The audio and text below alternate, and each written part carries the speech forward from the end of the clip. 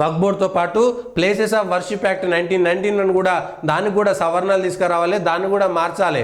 లేకపోతే ఆఖరికి ఈ దేశంలో ఎవరిది మళ్ళీ ఇదన్నీ మాట్లాడితే ఇగో వీడు మతోన్మాది, వీడు ఇది, వాడు అది అని చెప్పేసి రెచ్చగొడుతుంటారు. అవతల వాళ్ళు ఏం మాట్లాడినా, దుమ్మెత్తి పోసినా, నానా దుర్గంధం మాట్లాడినా కూడా ఎవరికి సంబంధం ఉండదు, ఎవరికి పట్టింపు ఉండదు. పోలీసులు పట్టించుకోరు, న్యాయస్థానాలు పట్టించుకోవు, ప్రభుత్వాలు పట్టించుకోవు. ఎందుకంటే కేవలం ఓటు బ్యాంక్ రాజకీయాలు, కేవలం ఓటు బ్యాంకు రాజకీయాలు. ఇవాళ ఉప్పల్లో ఉన్నటువంటి బాధితులను అవసరమైతే నేను మాట్లాడేటువంటి ప్రయత్నం చేస్తా. ఉప్పల్లో వాళ్ళు ఇండ్లు కొనుక్కుంటారు, వాళ్ళు ఇండ్లు కొనుక్కున్న తర్వాత, ప్లాట్లు కొనుక్కున్న తర్వాత అది మాది అంటారు. వచ్చి ఎన్నో ఏళ్ల నుంచి వచ్చినటువంటి భూమిని ఇది మాది అంటే వాళ్ళు కొట్లాడుకోవాలి, లక్షల రూపాయలు ఇస్తారు.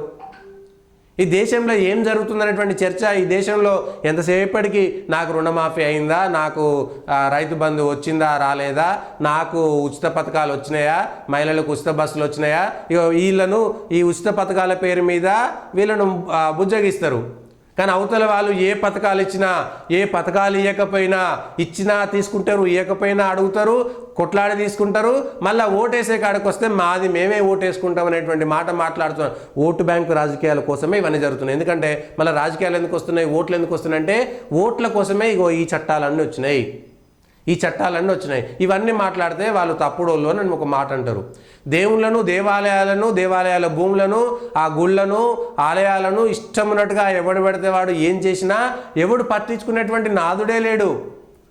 అది ఏం చేస్తారో తెలియదు.